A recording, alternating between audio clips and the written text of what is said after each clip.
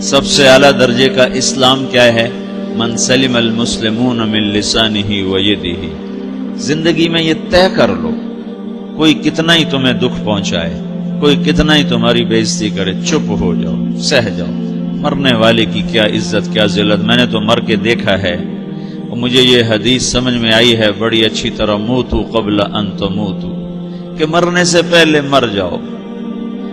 اس وقت اگر میں مر جاتا تو مجھے کوئی گالیاں دیتا تو مجھے کیا نقصان تھا، اور مجھے کوئی نعرے لگاتا میرے لیے تو میرا کیا نفع تھا۔ تو مرنے سے پہلے مر جاؤ، کوئی تمہیں برا بھلا کہے تو تمہارا کیا نقصان ہے، تمہیں کوئی واہ واہ نعرے لگائے تمہیں کیا نفع ہے۔ اگر اللہ راضی ہے تو مردہ باد اور زندہ باد سے بے نیاز ہو۔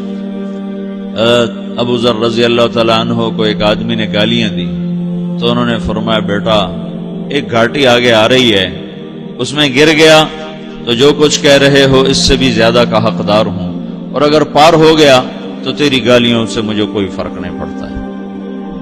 من سلم المسلمون من لسانہ و یدہ موتوا قبل ان تموتوا۔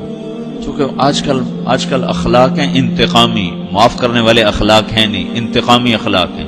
ہمارا معاشرہ انتقامی ہے، اچھا کرو گے تو ہم اچھا کریں گے، برا کرو گے تو ہم برا کریں گے، جیسا کہو گے ویسا ہم سے سنو گے۔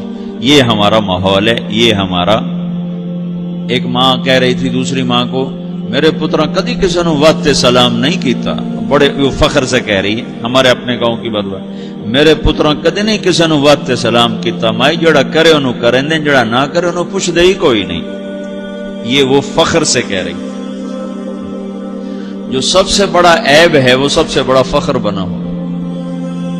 میرے پتروں کدی نہیں کسی نے واسطے سلام کیتا۔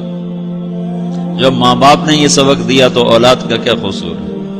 ہمارا معاشرہ انتقامی ہے، ایک کی 10 سنانے کا ماحول ہے، تو آپ 100 کی ایک بھی نہ سناؤ۔ احنف بن قیس رضی اللہ تعالیٰ عنہ پہ ایک آدمی نے چڑھائی کر کہنے لگا ایک سناؤ گے نا تو 10 سنو گے میری طرف سے۔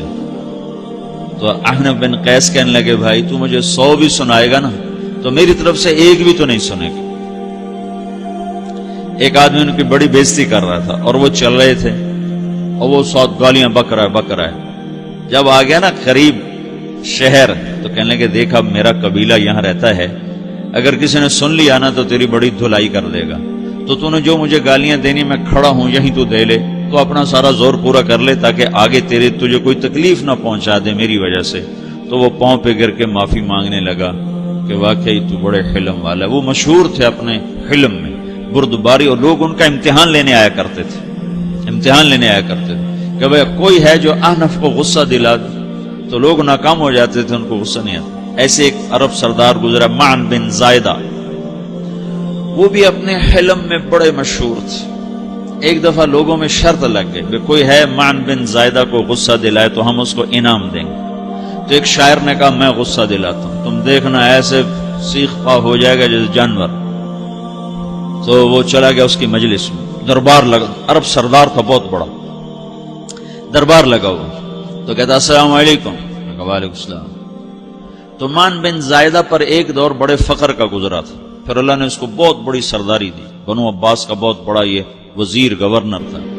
تو کہتا اتذکر اذ لحافک جلد شاۃ واذ نعلاک من جلد البعیر، کہوں بھائی تجھے یاد ہے جب تیرا بستر بکری کی کھال تھا اور تیرے جوتے اونٹ کی کھال کے تھے؟ تو کہنے لگا کیوں نہیں یاد، بھلا کوئی ماضی بھی بھولتا ہے؟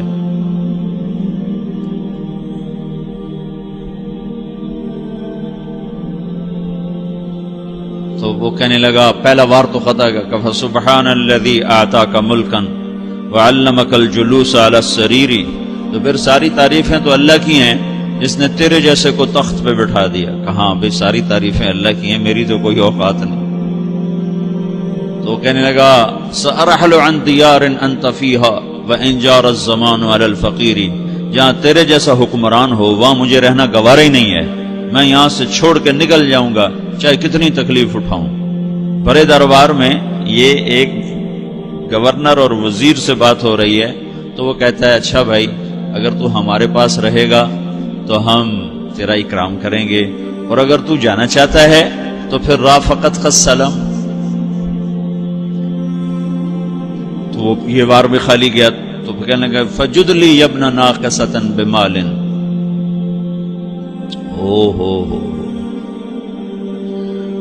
او گندی ماں کے بیٹے مجھے کچھ عطا بھی کر، میں بغیر پیسے کے سفر کیسے کروں گا؟ عرب کو کسی کو بھی ماں کی گالی دے دینا پھر عرب سردار ہو. فجد لی یبن ناقصۃ بمال، بری ماں کے بیٹے مجھے کچھ پیسے بھی دے، میں نے جانا ہے. میں کہا بھائی اس کو 3000 دے دیا جائے. اللہ تو کہنے لگا قلیل ما آتیتنی و انی لأطمع منک فی الکثیر، یہ تو بہت تھوڑا تو نے دیا ہے، مجھے اور دے. کہا اچھا بھائی 3000 اور دے دو. تو وہ شاعر کی بھی آنکھیں پھٹ گئیں.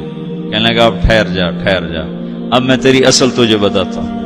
سألت اللہ ان یبکیک ذخرا فما لک فی البریۃ من نذیر، میں اللہ سے دعا کرتا ہوں اللہ تیرے جیسوں کو سلامت رکھے، تیرے جیسا دنیا میں کسی ماں نے جنا ہی کوئی نہیں.